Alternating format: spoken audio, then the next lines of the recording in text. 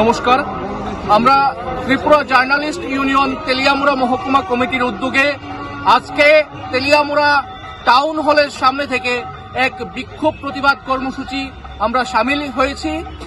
এই বিক্ষোভ মিছিলের মূলত উদ্দেশ্য রয়েছে বাংলাদেশ, আমাদের যে পার্শ্ববর্তী রাষ্ট্র রয়েছে বাংলাদেশ, সেই বাংলাদেশে যে লাগাতার সংবাদ মাধ্যম, সংবাদকর্মী এবং তাদের উপর যে হত্যা, নির্যাতন এবং কারাবন্দী করার যে ঘটনা রয়েছে, সেই ঘটনাকে আমরা প্রতিবাদ জানাই।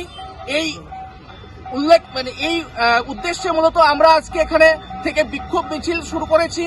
আমরা ত্রিপুরা জার্নালিস্ট ইউনিয়নের সঙ্গে তেলিয়ামুড়ার সকল অংশের বুদ্ধিজীবী মহল আজকে আমাদের সঙ্গে সমবেত হয়েছে।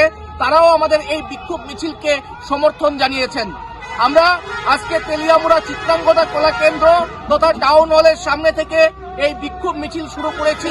আমরা তেলিয়ামুড়া শহরের বিভিন্ন পথ পরিক্রমা করে আমরা তেলিয়ামুড়া ফল বাজারের সামনে একটি পথসভা করব। আর এই আজকের বিক্ষোভ মিছিল থেকে আমরা বার্তা দিতে চাই, আমরা মৌলবাদীকে ভয় পাই না। আমরা সাংবাদিকদের কলম কখনো বন্ধ থাকবে না। সাংবাদিকদের কলম উঠছে মানে গণতন্ত্র এখনো সজাগ রয়েছে। ধন্যবাদ সবাইকে।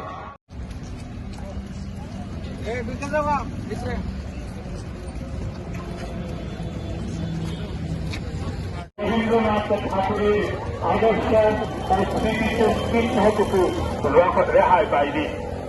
এই চরম উত্তেজনক পরিস্থিতিতে